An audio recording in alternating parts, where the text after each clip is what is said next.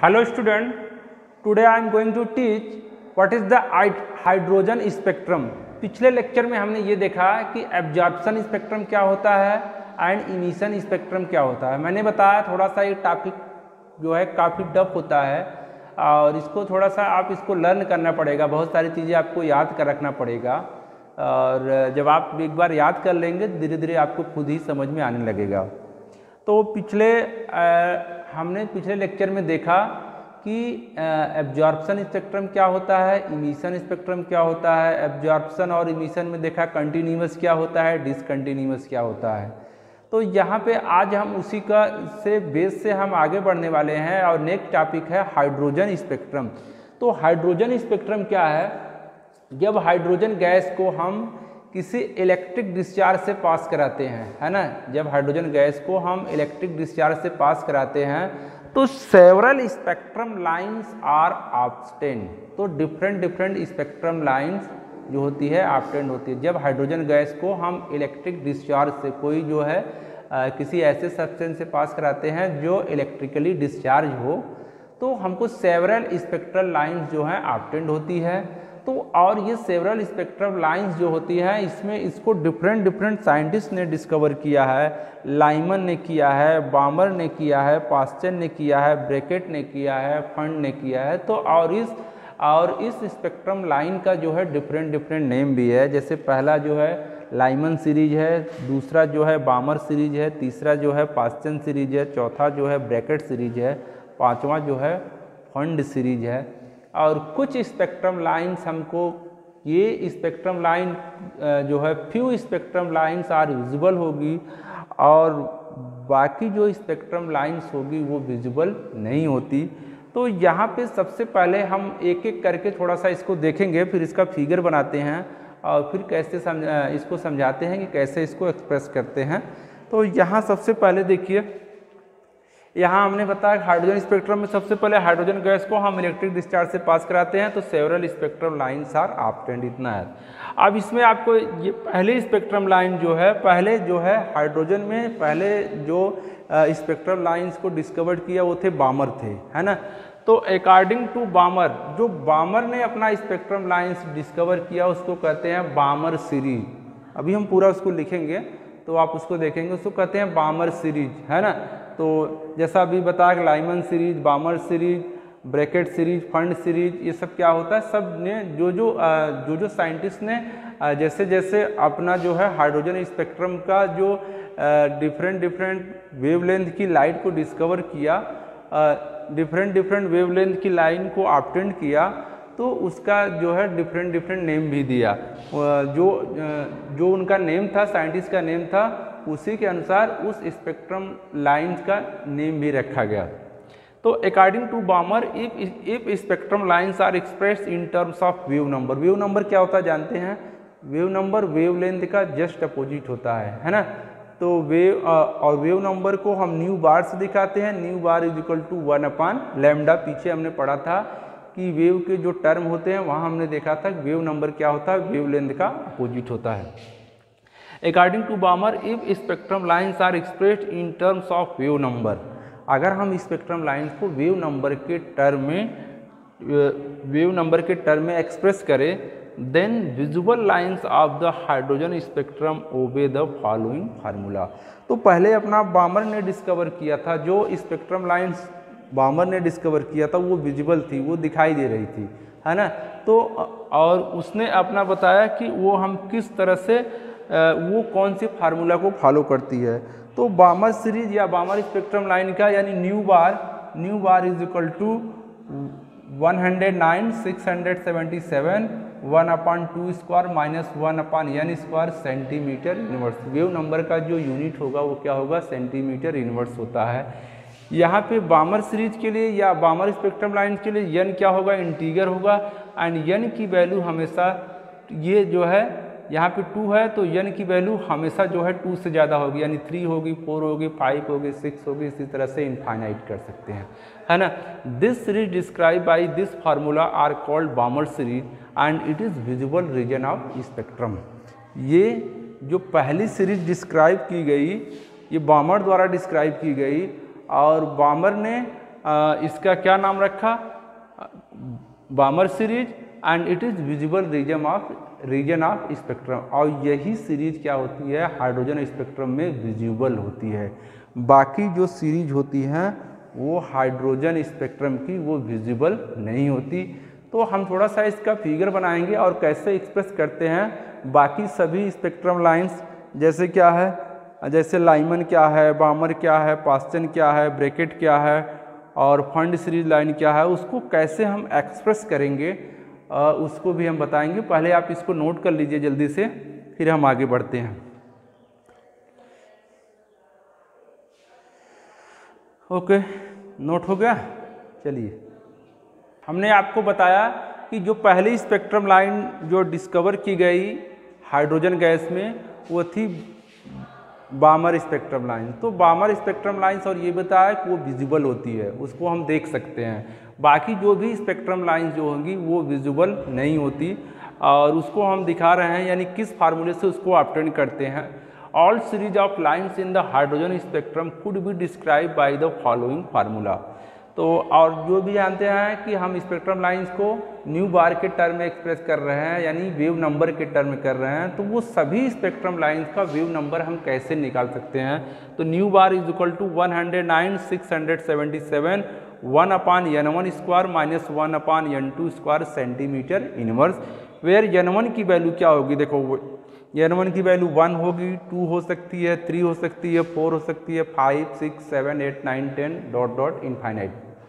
उसी तरह से n2 की वैल्यू क्या होगी, n2 की वैल्यू हमेशा n1 से क्या होगी, ज़्यादा होगी। n2 की वैल्यू हमेशा n1 से क्या होगी, ज़्यादा होगी।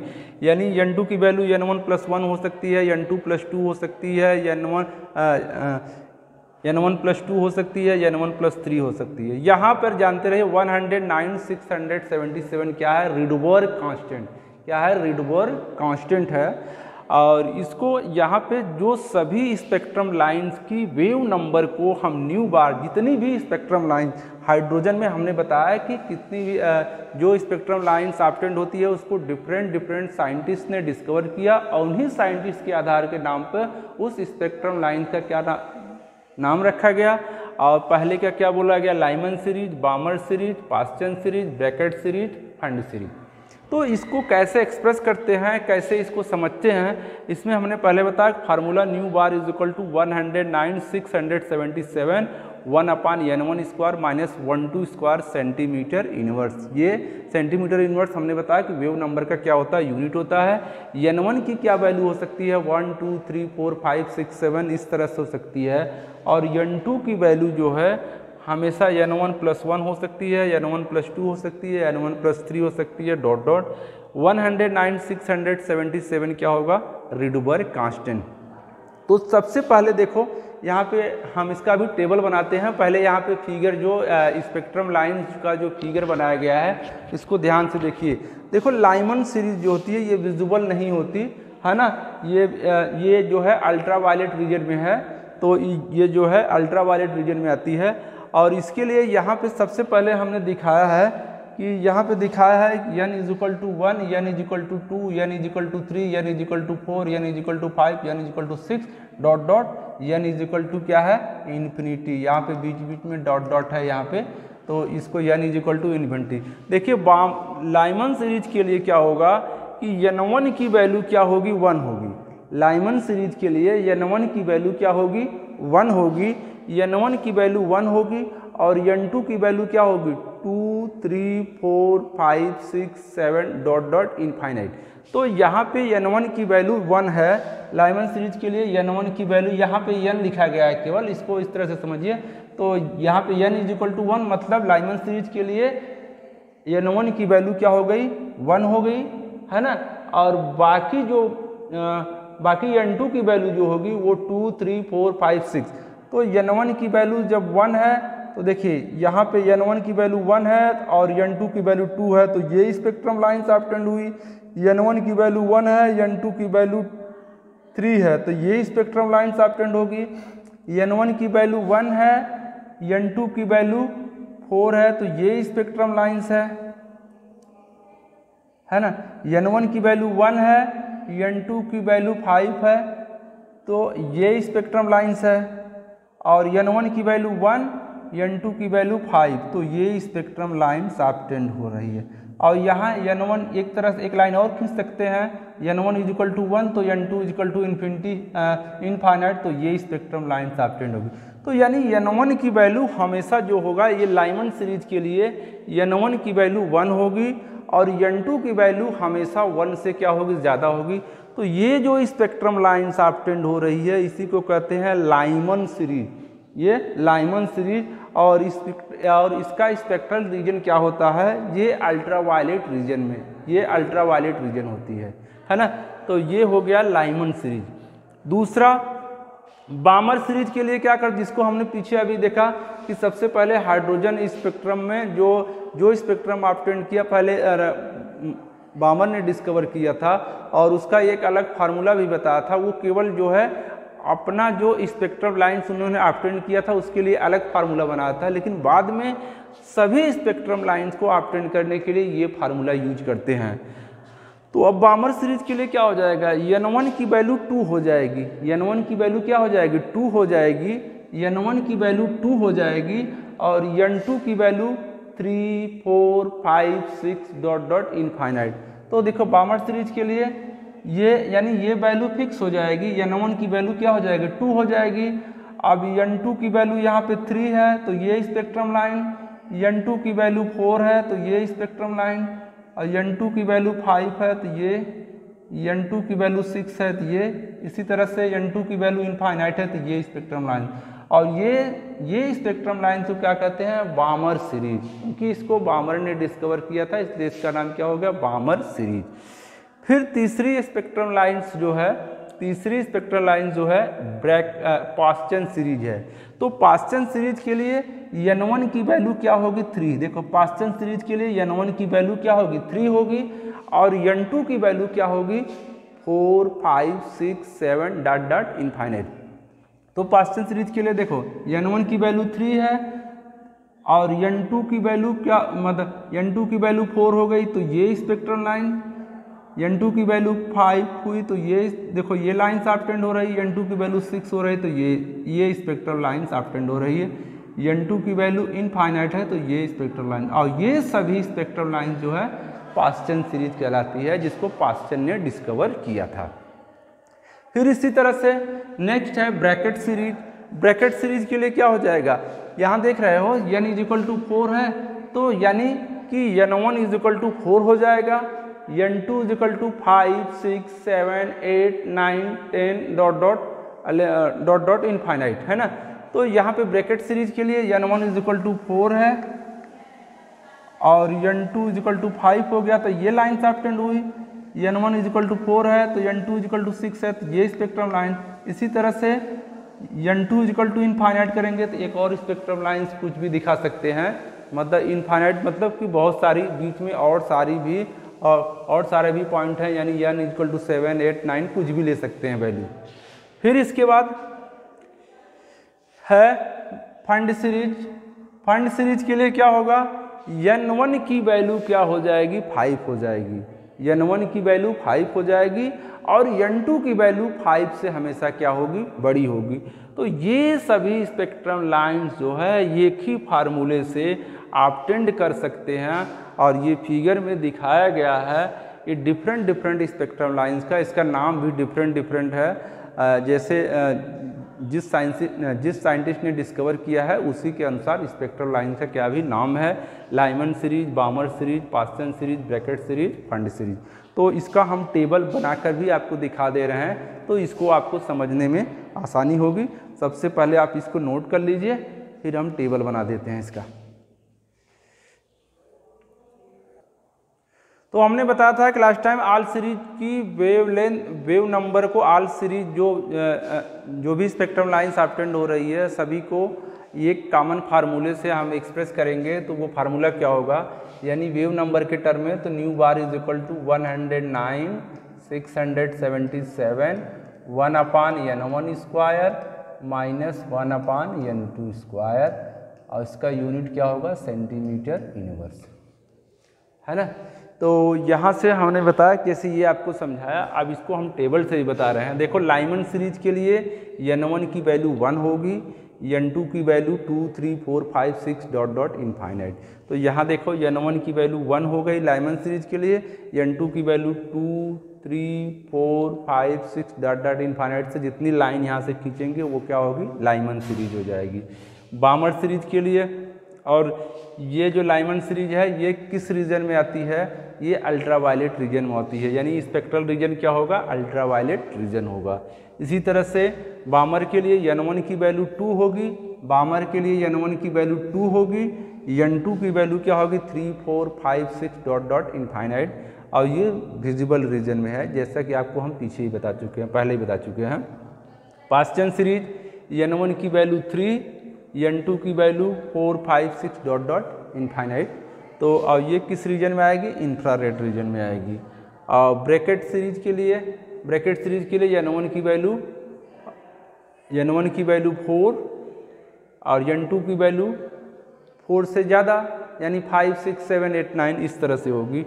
इसी तरह से फंड सीरीज के लिए n1 की वैल्यू 5 और n2 की वैल्यू 6, 7, 8, 9, 10 इस तरह से होगा। ये टेबल और ये फिगर जो स्पेक्ट्रम लाइंस खींचा गया है ये बहुत इंपॉर्टेंट है, इसको आप, इन दोनों को आप समझ सकते हैं और ये फार्मूला आपको याद होना चाहिए। और ये दोनों टेबल आपको, मतलब ये टेबल और ये जो है स्पेक्ट्रम लाइन जो खींचा गया है इसको याद होना चाहिए। आप इसको याद कर लेंगे, एक बार समझ जाएंगे, उसके बाद धीरे धीरे इसको आप जो है खुद से ही समझ जाएंगे कैसे हुआ और कैसे हम इसको निकालते हैं। तो हमने आपको बताया, और ये क्या है, ये कॉमन फार्मूला है। सभी जो स्पेक्ट्रम लाइंस जो ऑब्टेंड होती है हाइड्रोजन गैस में, उस डिफरेंट स्पेक्ट्रम लाइंस को निकालने के लिए, और उस लाइंस को जो है अगर हम वेव नंबर के टर्म में रिप्रेजेंट करेंगे तो ये फार्मूला आपको जो है ऑब्टेंड किया गया है। और इस फार्मूले से हम जितनी स्पेक्ट्रम लाइंस हैं सबका कैलकुलेशन कर सकते हैं। और देखिए इस पे, जैसे अब ये आप दोनों देखें, और फिर इसमें क्या होगा, डिफरेंट टाइप के न्यूमेरिकल आते हैं। जैसे कभी यहाँ पे वेव नंबर दिया है तो कभी n1 की वैल्यू देगा, कभी n2 की वैल्यू दे के इससे बहुत सारे न्यूमेरिकल बनते हैं। कभी वेवलेंथ पूछ सकता है ना, वेवलेंथ पूछ सकता है, और किस स्पेक्ट्रल रीजन में है वो क्वेश्चन पूछ सकता है। तो ये डिफरेंट टाइप के क्वेश्चन जो है आपको ये टेबल और ये फिगर आपको याद रहेगा तो उसको आप कर सकते हैं, बहुत कठिन नहीं है। और इससे न्यूमेरिकल पूछे जाते हैं, ज़्यादातर इससे न्यूमेरिकल कंपटीशन में पूछे जाते हैं, वैसे बोर्ड एग्ज़ाम में कम पूछे जाते हैं। तो ये आप पूरा इसको समझ लीजिएगा, इसको आप अभी नोट कर लीजिए, फिर हम इसके बाद नेक्स्ट टाइम मिलेंगे तो नेक्स्ट टॉपिक देखेंगे। और नेक्स्ट टॉपिक आई थिंक होगा बोर एटॉमिक मॉडल, है ना, बोर का एटॉमिक मॉडल क्या है, और bore atomic model for hydrogen spectrum, hydrogen atom के लिए पहले देखेंगे, फिर बोर का एक मॉडल पहले पढ़ेंगे। पहले हम बोर का मॉडल पढ़ेंगे कि बोर का मॉडल क्या है, जैसा कि पीछे क्लास 9 में हमने बहुत थोड़ा सा पढ़ा हुआ था। तो यहाँ पे हम पढ़ेंगे बोर एटॉमिक मॉडल क्या होता है, फिर बोर एटॉमिक मॉडल जो होता है हाइड्रोजन एटम के लिए कैसे निकालते हैं, और अदर एटम के लिए बोर एटॉमिक मॉडल क्या होता है, थोड़ा सा हम उसको पढ़ेंगे, थोड़ा सा डिफरेंस होता है उसमें। तब तक के लिए thank you all of you.